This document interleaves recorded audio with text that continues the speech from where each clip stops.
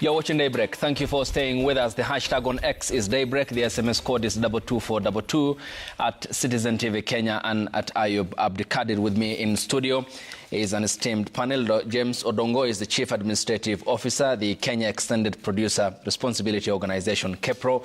Dr. William Ojwang is the World Wildlife Fund Lead, freshwater lead, and Ernest Chicheti is the Corporate Affairs Manager at the Kenya Climate Innovation Center.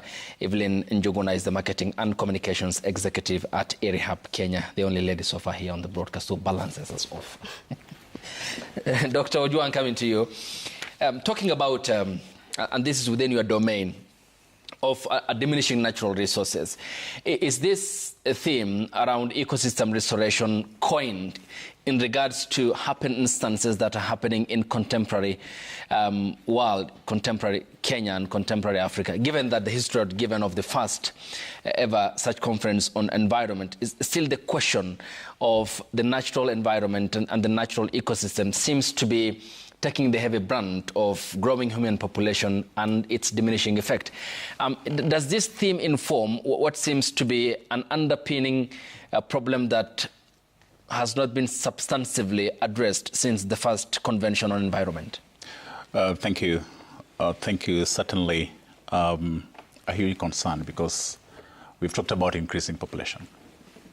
We're talking about a country that almost 80% is already categorized as arid or semi-arid. Mm-hmm. And yet, majority of Kenyans depend on natural resources. And that means we depend on ecosystem, mm-hmm. functions, and services. This became really apparent during the COVID period. I don't know if we do forget really, really fast. But at a point where people went to an extent of hoarding oxygen cylinders, we take it for granted, the oxygen that we breathe. That is part of the ecosystem services. Mm-hmm. At that time, Kenyans were looking, where do we get enough water? Because we needed to wash our hands. Kenya is a water scarce country. Mm-hmm. Again, that is ecosystem service.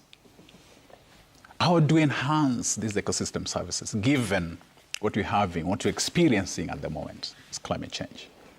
So this is really, really important. And the best that we can do is to support, promote sustainable natural resources management. At WWF, our mission is to stop the natural environment, the degradation of the natural environment, mm-hmm. and build a society where we can live in harmony with nature. And we are delivering on that particular mission. Okay. And that mission has become really, really apparent at the moment, where there's really need for us to take a look at the services, the ecosystem services that we depend on, and seeing how do we sustainably enhance these ecosystems. And therefore the theme this particular year, that is land restoration, desertification, yeah. as well as resilience. Mm-hmm. It's really time to rethink of what can we do differently going forward, now that we depend on ecosystem services. I come back to what my colleague talked about. We have land that we need to budget with, mm-hmm. okay? And that means that we need to embrace spatial planning, budgeting with our land. How do we utilize our land? After the Constitution 2010, we developed the County Act, mm-hmm. 2012, which required each of the counties in Kenya to actually develop spatial plans. And that was supposed to guide equitable socioeconomic development in this country. Many counties have already developed some of these spatial plans, of course, some with the support from WWF Kenya. Okay. And here is an opportunity where we're going to look at this country and see where do we undertake development activities so that Kenyans don't, settle in areas that are prone to floods? Okay. And then knee-jerk reaction. The principle of precautionary principle. Okay. Why would people settle, for instance, areas that are prone to mudslides, for instance? Or riparian land. Or riparian land. So that spatial plan is supposed to guide on how we settle, how we go about our social economic development, and then using that as a tool to safeguard those ecosystems that are really, really important, whether they're forests, whether they're rangelands, whether they're freshwater ecosystems, whether it's marine or marine ecosystems. Okay. That is how we need to go back to that and ensure that that is really what is guiding our socio-economic development going forward and securing these key ecosystem services and functions going forward. Okay. Well, we'll come to the water aspect, because the scarcity I've talked about needs then a solution, an answer, and how we can then preserve our water catchment areas. For example, the Mau Forest, which is a livelihood, which is the lungs, basically, of our country, the breathing part, and the dependence that more than the millions of Kenyans have on it, and also downstream, up to the extent that it feeds into the people downstream up to Lake Victoria, and then up to Lake Victoria informs the Nile River, the consequences this will have on the pathway of the river up to Sudan and to Egypt, and the net effect and the ripple effect this will have when we talk about water scarcity and what needs to be fixed. But coming to you, James Odongo, given what you have talked about, as an organization then, how do you advocate, how do you push for responsible practices here? And in that course, are there success stories that you can point out? Okay. Thank you once again, Ayub. So just to give you a bit of history with respect to the formation of the Kenya Extended Producer Responsibility Organization, there was a ban of the single-use plastic bags back in 2017. And that prompted a conversation, because increasingly we were seeing an appetite by the government to ban material or other products that were deemed to be stubborn to the environment. So, of course, through a private sector-led initiative by different actors, including the Kenya Association of Manufacturers, there was that appreciation that the private sector now needed to take charge, and in this case, you're talking about the manufacturers, to take charge of the resultant effects of their products. With that, then we developed the first business model for a producer responsibility organization, and of course, now we started our operations in 2021. So in the context of what we are doing to try and encourage meaningful discussions on environmental stewardship, in addition to now putting in place mechanisms for tracking of products and packaging material through the life cycle. So initially, Kenya has predominantly been a linear economy, where Ayub goes to the shop, buys their bread, then disposes of the packaging. But now what we are trying to encourage is adoption of a recycling ecosystem, where we are now going to be seeing Ayub taking charge of this packaging and disposing it in the right place. And then the brand owner of this particular packaging will be able to now feed it into the ecosystem as far as recycling is concerned.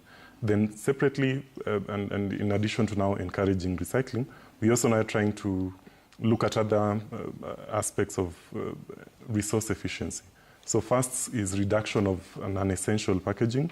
So ordinarily you would find some products being quote-unquote overpackaged. But now we would want to start encouraging and working with our members to try and see how are we able to minimize the environmental impact of your packaging by reducing the content of your packaging material.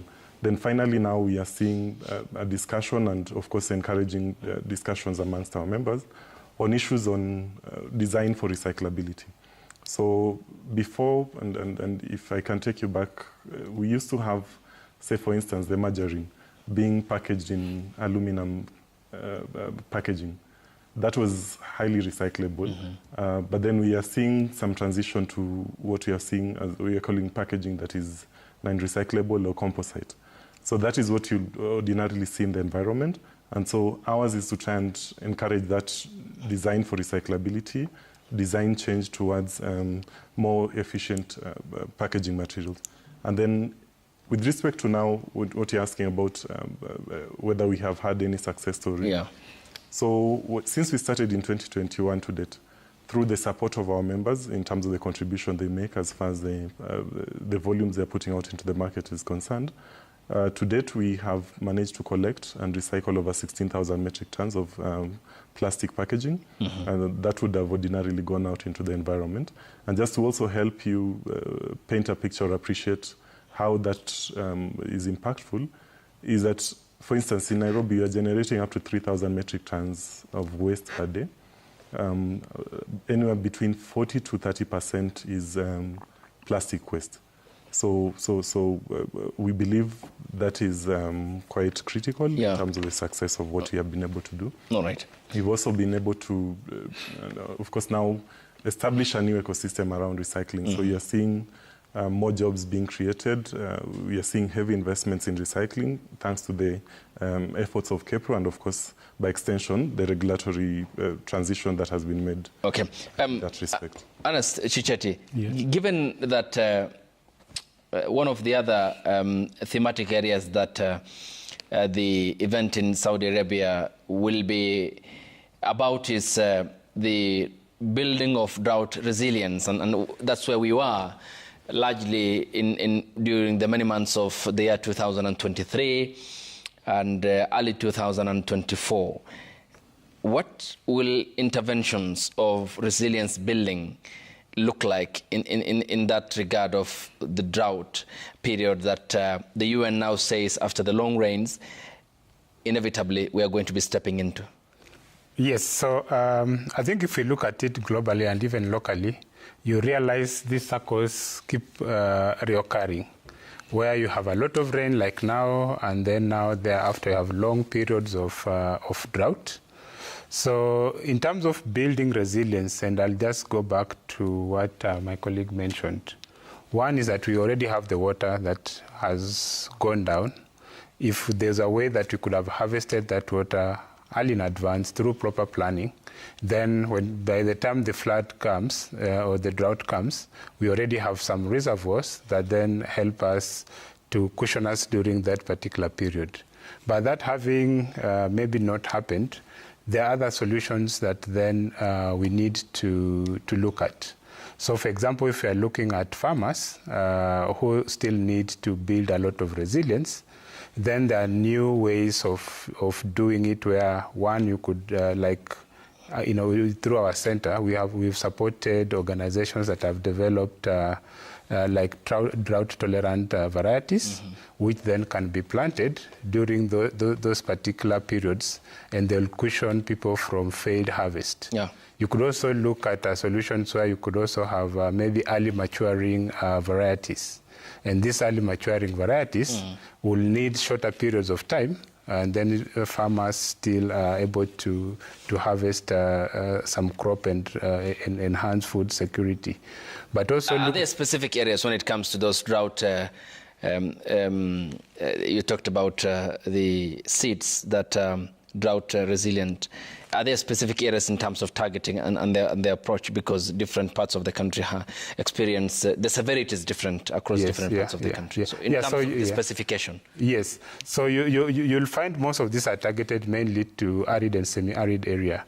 And as it has been mentioned, if you look at map out Kenya, almost 80% of it is actually arid or semi-arid. So a big portion of that, of these varieties are actually targeted in those areas. We are looking the areas in eastern Kenya, northern Kenya, part of Coast Province. Those are the areas that are mostly affected.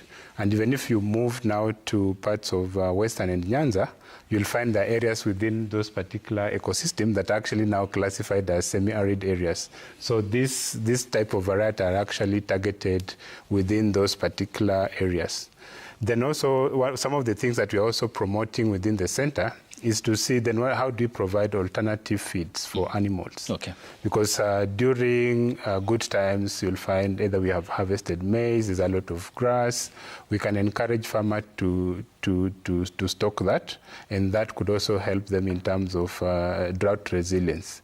If that is not working, then there could be other innovative ways that then we are also promoting. For example, through use of hydroponic systems, where you can then now plant fodder without necessarily relying on soil, and where you use very little water, but still you're able to feed your animals.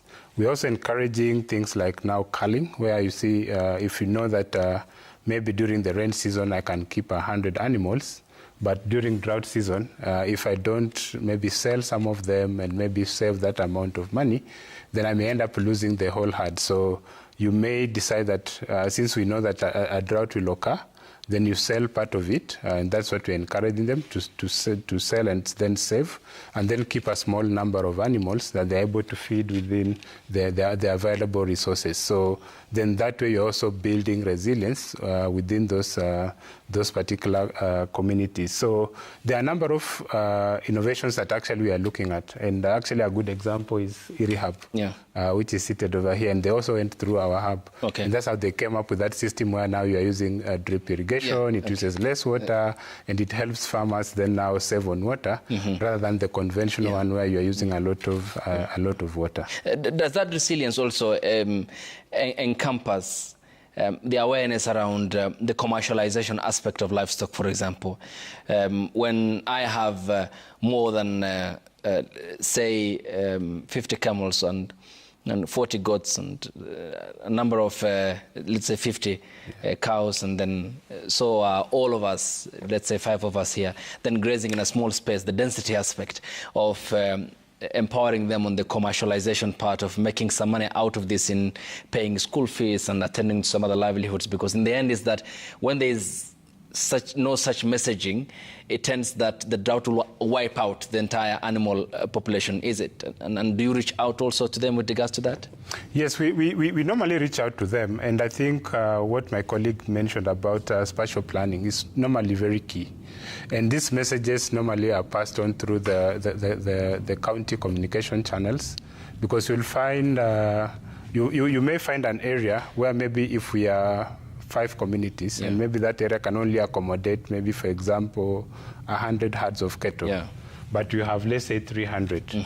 So if you have 300, then for sure land degradation will happen, because now you overcapacity of what the land can actually handle. So normally it's about how do you plan, how much can you keep. And you see, the aspect of it is normally in terms of economic activities. It's just not about prestige. How do I keep these animals, for example, and then I can use them to sustain my livelihood? So, for example, if I go to Isiolo, where we also operate, one of the things that we've encouraged them to do is look at a camel not just as an animal they'll keep for prestige, but then now start also doing value addition in terms of like dairy from camel milk. So you see, that way then they're able to get more income rather than just looking at a camel maybe for meat and other things. So those value addition things are the ones that now we are trying to build within them. Okay. Also looking at it, yes, you keep maybe camel in Northeastern, but you could also have a chicken, for example. Okay. Traditionally, they never used to keep, for example, chicken. But you see, during drought season, chicken may still survive, and it will provide you an alternative livelihood. So that way, then you are building resilience within those communities. All right. Evelyn, looking at the Economic Survey report of 2023, much of the GDP growth, our GDP growth, is attributed to the agriculture sector, which has performed, and this is again attributed further to the rains that we have had, which was sufficient to boost our production in terms of our food capacity. But given that this is an agriculture system that's more dependent on rain-fed or the rains, and the zigzag in the weather patterns that we have, which are unpredictable in the event that there's going to be drought, what then can happen in terms of adaptation here and your advocacy with regards to irrigation? Then what's the alternative, and ending the wholesale dependency on rain-fed agriculture? What can be done? What are the alternatives to look into? Yes, actually at eRehab we normally have a tagline that we say that plants need water, they don't need rain. So you find most farmers are dependent on rain-fed agriculture, which is honestly quite sad because with the intense climate change, you find the rainfall cannot be dependent on. So you find this farmer cannot grow their crops throughout the year. So what we normally advocate is for farmers to harvest the rainwater. And then if you are in a region where you can be able to maybe dig a borehole, use that water, pump that water from the borehole and irrigate your land, you can as well go use that alternative. Or if you have an alternative of maybe a river or any other water source that is near you, you can use that to irrigate your land. Farmers really have to deviate from the mentality of depending on rain-fed agriculture, because you find with these patterns that keep on shifting, you really can't depend, because you find, for example, in the past few months when we had intensive rains, farmers who maybe were in regions such as Machakos or let's say the arid and semi-arid regions, really, were the ones supplying the highland regions, because now they were really flooded. They could not grow their crops. Some of their crops were swept off by water. So what we normally do, we advocate for a balance. In this respect, I mean is, for example, we are running a project that is dubbed as the Legend Project. This is running in the Lake region. So we are advising farmers in the Lake region, because they have the water, the resources and the land, to grow high-value crops such as onions. Now, those onions they cannot quite perform in the regions where there is little to close to no water, such as the northeastern, where there is little water. So these regions, the Lake regions, can provide the high-value crops to the semi-arid, the ASALS regions, that is the arid and semi-arid regions. And now for the arid and semi-arid regions, they can grow crops that do not require a lot of water. Now, for those regions, they can grow something like, let's say, vegetables, and then they use solutions such as the solar dryers, where they dry those vegetables, remove the water, it reduces the amount of water that is in the vegetables, thus prolonging the shelf life of that crop, and they can now distribute that crop towards this other side. So it's like an exchange program, if I'd call it that. Okay. Yes, so you find there's a striking balance across the whole country, where we don't find agriculture is only practiced in the highland regions, but also in the ASAL regions.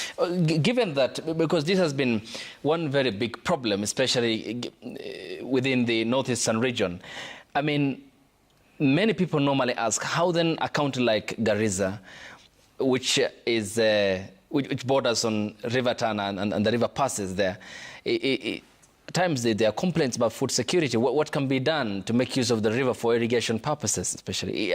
Do you have programs extended towards there as well in terms of your coverage? Because even during the drought period, despite the lessening of the volume of the waters in the river, still there is water.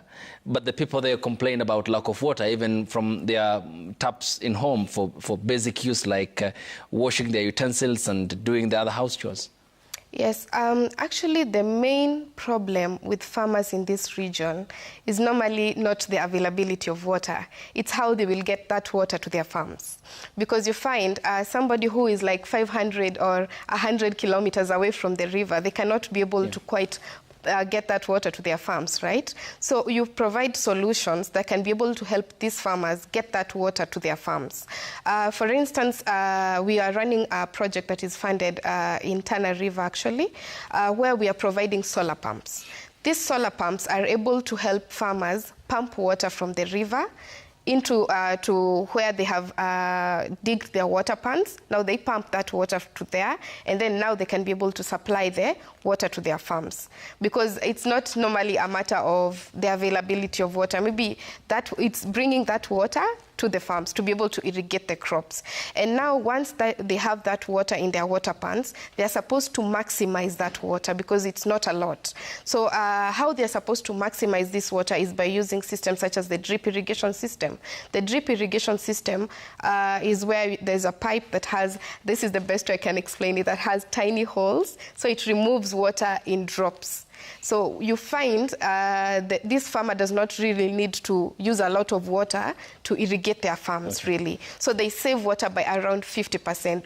That leads to making the farmer be able to use this water for a prolonged period. Yes. Okay, and shortly we're going to be taking the feedback and get to some of the questions also from the public. As I get to you, Dr. William Ojwang, and is the expansion of infrastructure development a threat to natural ecosystems? Thank you. Before I respond to that, which is really, really important, because we are looking at a country that is also thinking of, being industrialized not long from now. But I want to just contribute to what my two colleagues have talked about, particularly in the region, the northern part of Kenya that we are talking about. We need also to take advantage of indigenous knowledge that is quickly disappearing. People have lived in some of these places for such a long time. And just using indigenous knowledge, they knew where to go and when. Areas that you would live secure, so that during a drought, those are the areas that will support, say, your livestock. So we need to map all these and be able to take advantage of that information. And then we promote, grazing plans, so that people move from one place to another depending on when will it rain next. And they have internalized that. That really helps. So take advantage of local solutions. And I think we have programs now, one funded by the World Bank, the FLOCA, we are listening to people and taking advantage of what they know and building on that, instead of, copy and pasting sometimes. In terms of agriculture is the biggest threat to, say, our natural resources, whether it is encroachment into the forest, whether encroachment to riparian areas, over obstruction for irrigation. But then, can they see the need of, we don't have as much water? So that governance becomes very, very important. Can we share the little that we have? When do I water my crops? You said agriculture is a threat to our natural ecosystem? Agriculture, particularly unsustainable agriculture, is a threat to our natural resources. Encroachment into, forest areas, riparian areas.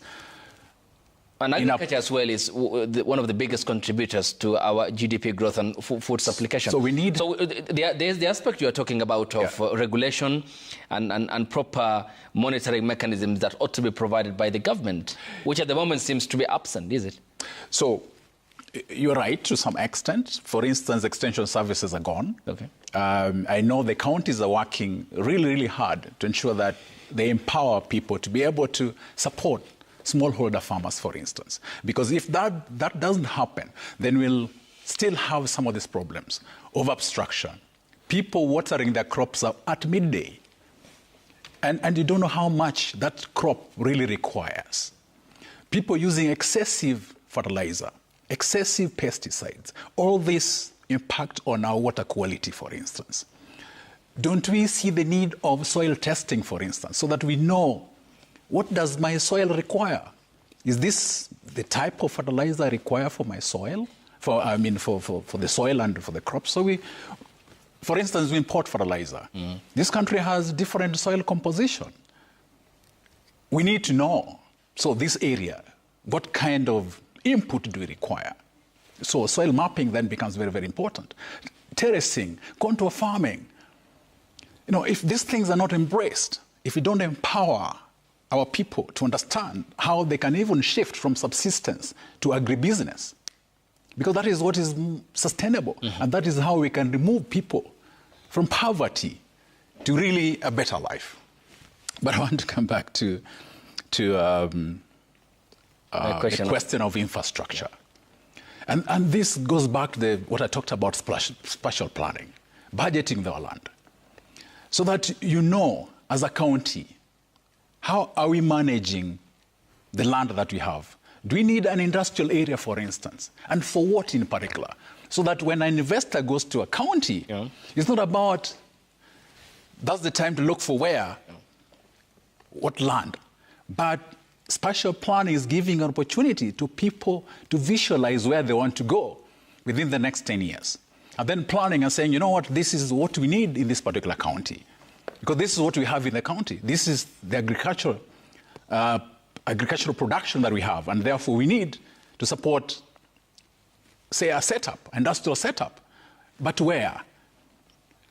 The roads. We have to understand that there are those national roads. Okay. Are they going to pass through a particular area? And how do we safeguard some of these areas? So we have to be alive to the fact that, yes, we need development, but not development that will have negative impact on the ecosystems that we are talking about. Does that include the extractive industries? Or even the investments that you talked about, the need for proper regulation, even as they are allowed with the proper spatial planning, still the extraction part of ensuring that they don't have a negative bearing on our ecosystem and environment? Absolutely, and for sure, Kenya, we have made strides when it comes to enabling environment. We have done really well.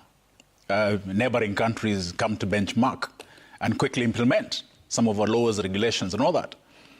We need to just ensure that not just laws and regulations, but they're implemented. I think that is where we have a concern. We come up with good laws, but are they implemented? If you look at some of the acts, they're being repealed, being reviewed. They're not fully implemented, including the Water Act 2016. So implementation then becomes a problem. And that is how we can safeguard, the social and environmental safeguard. Really, really important. And most of our laws and regulations are adhering to those social and environmental safeguards. Okay. And us as a lobbying, as a CSO, yes, we it's upon us to build that narrative around the need really to secure our environment, because that is where the future is. Okay, thank you. James, coming to you before we sample the feedback. There is a proposal in the Finance Bill 2024 of the introduction of eco-levy tax. Yes. What are the likely implications here, even as we talk about the need for restoration, conservation efforts, building drought resilience? I mean, how impactful will this be? Okay, thank you. And you're sort of building to what Dr. Ojwang is mentioning, is that we have a knack for proposing laws that sometimes are bigger than we can be able to achieve. So the eco-levy tax, this is a proposition from the National Treasury to Parliament through the Finance and Economic Planning Committee. And it is essentially trying to sort of propose that producers and manufacturers should be able to take liability for the environmental impact of their products. Nevertheless, we are worried. First of all, the propositions are coming at a time when we also have the Sustainable Waste Management Act, which under Section 13 is introducing the extended producer responsibility, that in a sense is similar to what the eco-levy tax is looking at achieving. Nevertheless, EPR and best practices across the globe has shown that taking environmental responsibility for product impact is usually a private sector-driven initiative. Okay. But in this case, the National Treasury wants it to be a levy charged on importation and, of course, locally produced goods, charged at a rate of 150 shillings per kg. So we've done our own estimates, and working with the private sector, the incremental effect in terms of what would be charged if the private sector was to take up this implementation of EPR as an independent initiative, the prices of good, incremental increase in prices of good would be anywhere between 0.1% to 10% for certain items. But the provisions around the eco-levy tax, you're looking at certain consumer goods getting to as high as 70% in terms of the incremental increase, because at 0.1, between 0.1 to 10%, most producers will be able to absorb this cost. But now where you're proposing quite a number of, so in addition to the eco-levy tax, you are aware that the finance bill is proposing a raft of other changes. So introduction of 25% on edible oils and the like. So the compounding effect is that some products will actually get to 70% in terms of price increase. So in terms of the consumer taking up this cost, that is a debate for another day, because it's touching on the very critical resources and products that our common households use every other day. Now, in terms of sector-specific impacts, the progress that has been made since the enactment of the Sustainable Waste Management Act 2022 to date, we are looking at the reversal of the gains made. So you're looking at potential losing of 100,000 jobs. That is within the packaging industry. Yeah. You're looking at the recycling ecosystem. So you'll notice that some recyclers employ directly anywhere between 10 to 100 people. Indirectly, that could get to 1,000 people. And this is as a result of the proposals as contained in the bill? Yes, if it is to go through on the 150 shillings per kg, we're estimating anywhere between 100,000 plus job losses. Okay, and stakeholders are appearing before the Kuria Kimani-led Finance and National Planning Committee of the National Assembly. Yes. Have you appeared? If so, have you made these concerns before the committee? Not yet. We've not yet appeared, but we've raised certain fundamental issues. Yeah. And of course, as I said, one would be the incremental effect on the prices of goods, the potential impact on the issue of job losses. And then, of course, they're proposing that the finance, or rather the eco-levy tax should take effect from 1st July. If you go back to our constitution, Article 43, on issues around economic rights and social rights, that in itself is a travesty of justice and might be quite difficult for producers and manufacturers to be able to comply with such orders. Then another provision, and quite counterproductive, you're introducing an eco-levy tax. Then on this other end, you are withdrawing the exemptions on VAT for importation of plants and machinery for recycling. So we are wondering, then if you're charging to try and take care of the environmental effect of packaging, and on this other hand, you are killing the recycling industry that has seen a lot of investments in the past few years by removing the VAT exemptions. All right, let's now take a look at the sample. Mr. Chete, I'll come to you afterwards and see if there are any questions and equally the contributions by the members of the public watching this broadcast. The first one from Godi Barasa, where it says, for us to be in absolute harmony with our environment, we must endeavor against all odds to reduce the carbon footprint, protect all riparian lands, and discourage activities that will lead to concrete jungles back in our counties. Sawe says ecosystem restoration is key to a sustainable future. By restoring natural habitats, we enhance biodiversity, combat climate change, and secure resources for generations to come. Let's take action today for a healthier planet tomorrow. Oweke Ojuang says ecosystem restoration is not only key to realizing food and water security, among other benefits, but also plays a crucial role in addressing climate change and preserving biodiversity. Krypton Consult says Kenya's economy depends on climate-sensitive and nature-based sectors which are under threat due to human activity and climate change. Biodiversity and ecosystems conservation are key.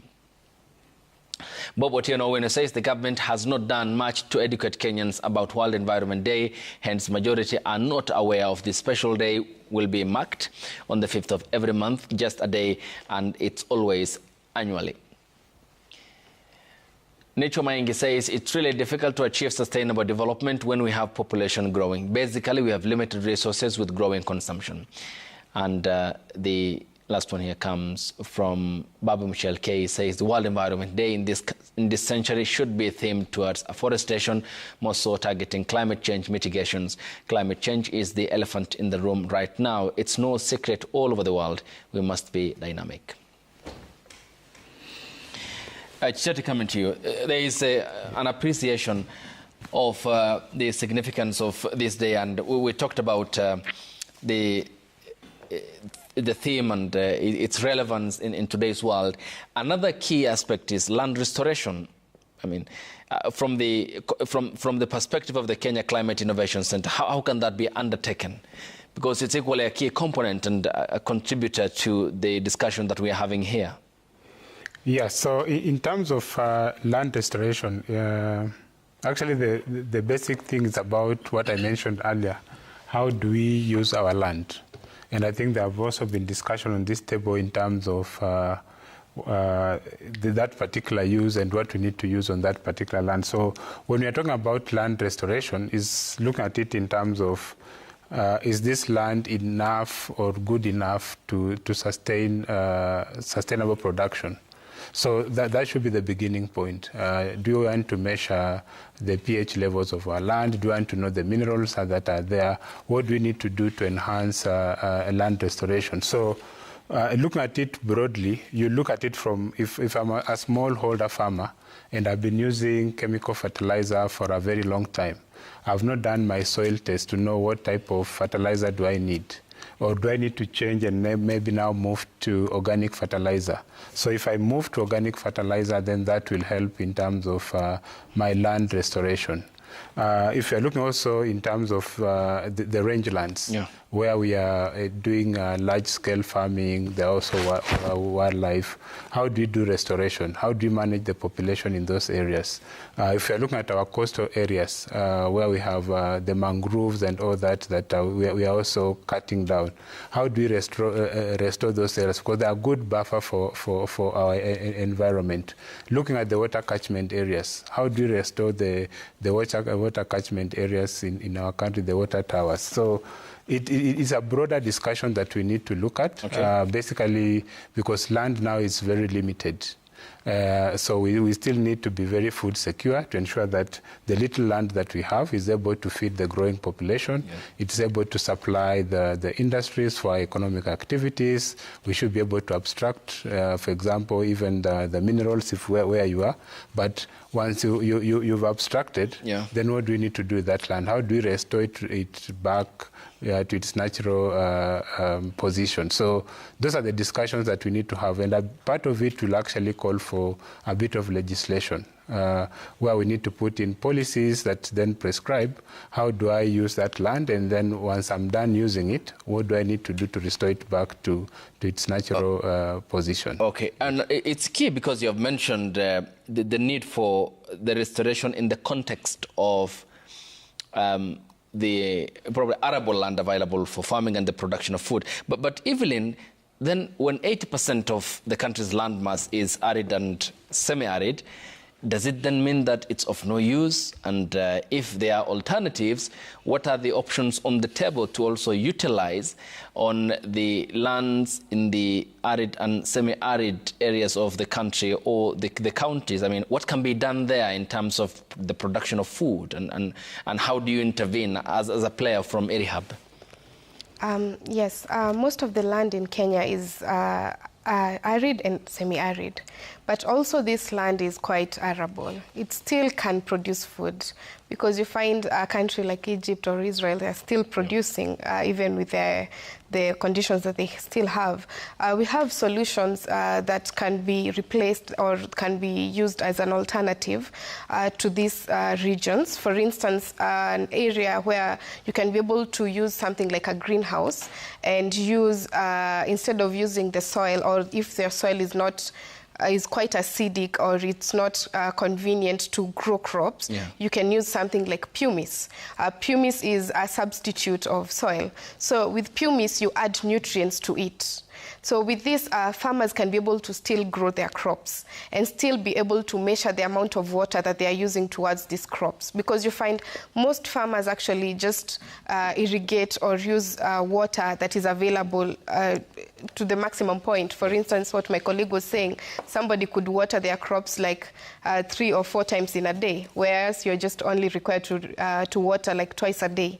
So also it's a matter of bridging or creating capacity building, and also bridging that knowledge gap to farmers, being able to educate them of these alternatives so that they can be able to be resilient to the climate change. And also in these regions where it's arid or semi-arid, they could also be encouraged to grow crops that are resilient to that kind of an environment. For instance, if a person who is in an arid or semi-arid region can be able to grow oranges or can be able to grow mangoes, which don't require quite a lot of water to grow, they can still replace that instead of growing a crop that requires intense water intake here. So from where we sit, we have solutions to curb this intense climate climate effects for farmers. An alternative also maybe for a farmer who is in an arid region where there is extreme temperatures and cannot use a greenhouse, they could replace that with a shed house. A shed house is a house built with a shade net. So it still serves as a greenhouse, but now the rate at which the temperature in the shade house is, as compared to the greenhouse, is quite lower. So they could use these alternative solutions. And also, I think it's also a matter of also the government coming in to supporting these farmers, because you find some of these solutions for smallholder farmers are quite expensive. So for instance, for farmers who are in groups or cooperatives such as CBOs or self-help groups, they could be supported, maybe given one shade house to grow their crops as a group. And Dr. Ojwang, earlier on you talked about the scarcity of water in the country, and the appalling thing about it is that our water catchment areas are under constant threat from human settlements and also what you mentioned as uncontrolled agriculture. Then how do we also conserve our fresh water catchment areas? Because if that dies, then we risk suffocation, for we are affecting our own lungs. Sure. Water certainly is really, really important. And that's why we have, arid and semi-arid areas. And for sure, one thing that just came to mind, they're compatible investments. So it may not just be agricultural production per se. 70% of our livestock is where? It's in that particular area. So a critical value chain. Wildlife ranges. Today, it's probably in the northern Kenya. How do we secure this so that we even have twin sources of income in this particular region? So compatible investments then becomes very, very important, not necessarily agricultural production where you're not able to grow tomatoes, for instance. But coming back to catchment management, it's really, really important. And the best way of doing this is, one, empowering communities to take responsibility, because that is where they live.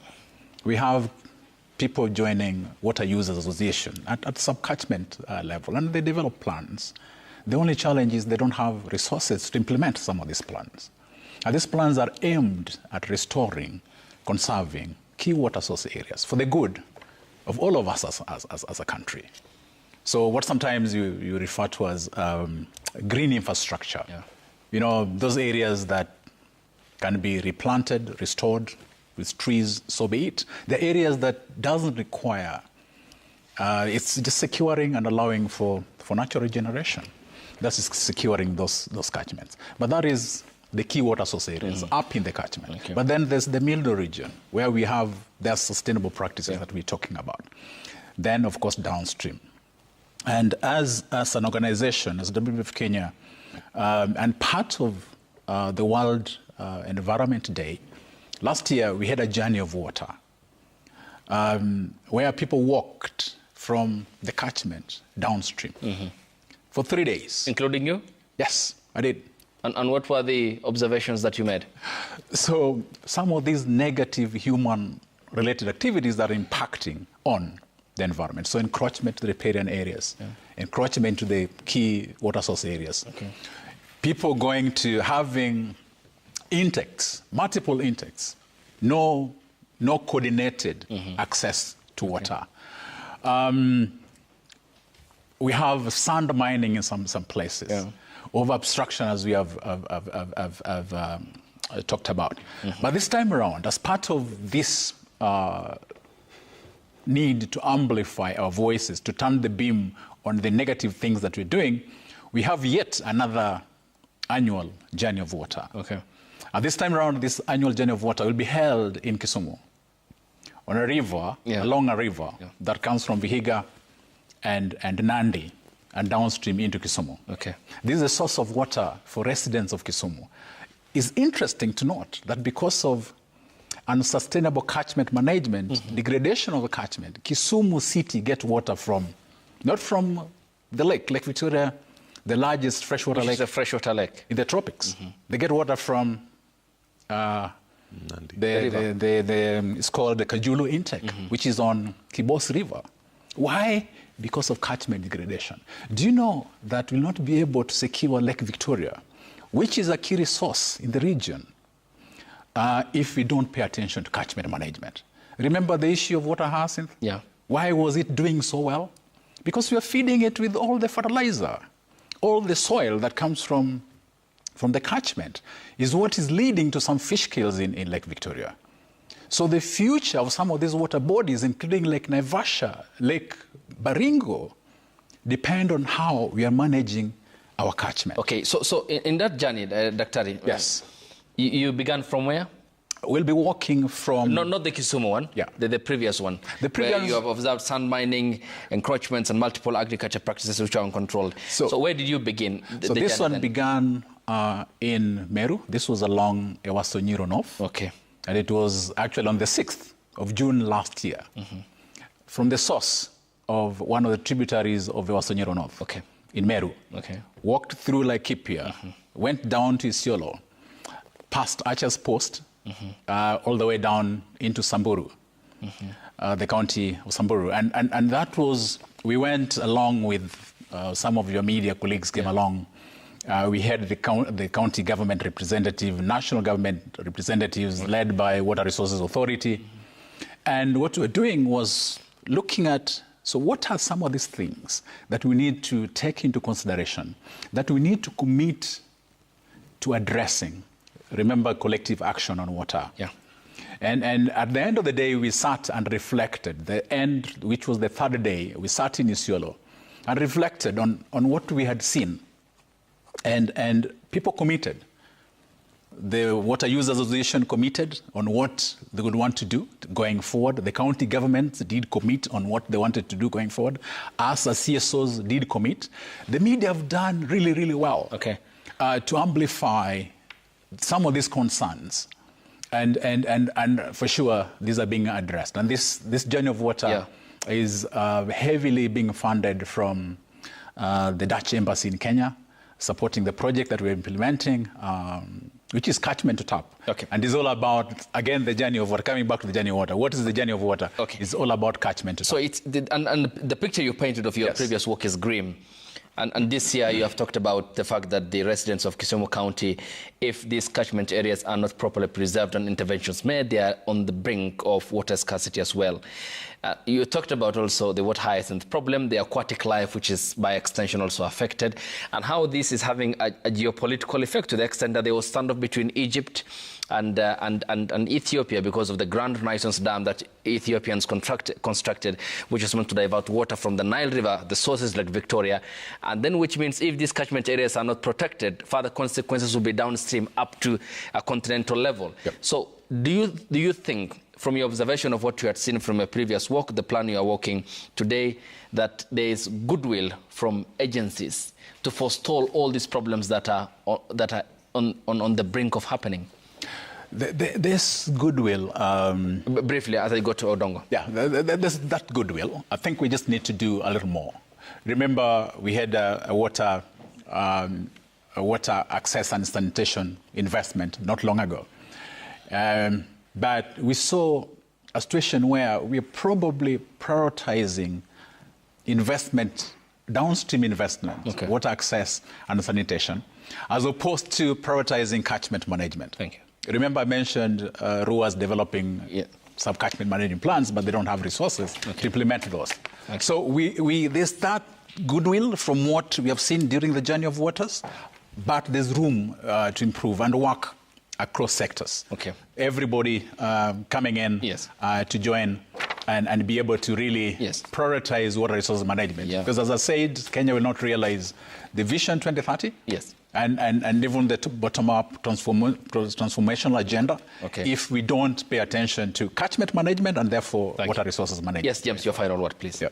Okay. My final word, I think, would be, if you listened to Ernest, Evelyn, and Dr. Ojong, is that the environmental effects actually targeting, and sorry to use the tired word of mama mbogas and the common mananchi. And so the conversation we should now look at demystifying what is the role of myself, yourself, and the Kenyan citizenry as far as issues on climate change mitigation and adaptation are concerned. And of course, now try to get it to levels of making it attractive, either commercialization or by any means trying to encourage environmental stewardship at individual level.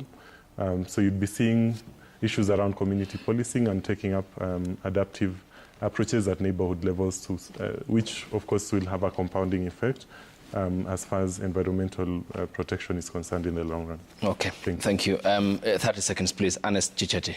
Yeah, I think for me the big take will be how do we then embrace innovations in combating climate change, and then calling on all of us and asking ourselves what future do you want to bestow to the future generation. So it's upon us to ensure that we leave for them a sustainable world, and so let's embrace sustainable development moving forward. Okay. Yes, Evelyn. Yes, my final word would be together we can be able to achieve a sustainable future by adapting to regenerative practices, agricultural practices, and we will be able to fight this climate change. Yeah.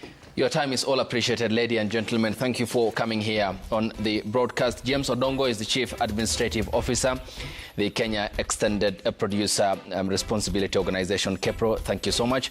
Dr. William Ojwang is the World Wildlife Fund Freshwater Lead. Your time is appreciated. Ernest Chicheti is the Corporate Affairs Manager, the Kenya Climate Innovation Center, KCIC.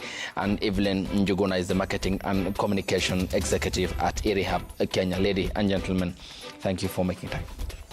Thank you as well for waking up with us here on the broadcast and your contributions here on Daybreak. Your time is all appreciated, and many thanks for the feedback. I am Ayub Abdikadir. I'll be up next is Health and Lifestyle with Safin Achieng Oma. Thanks for watching.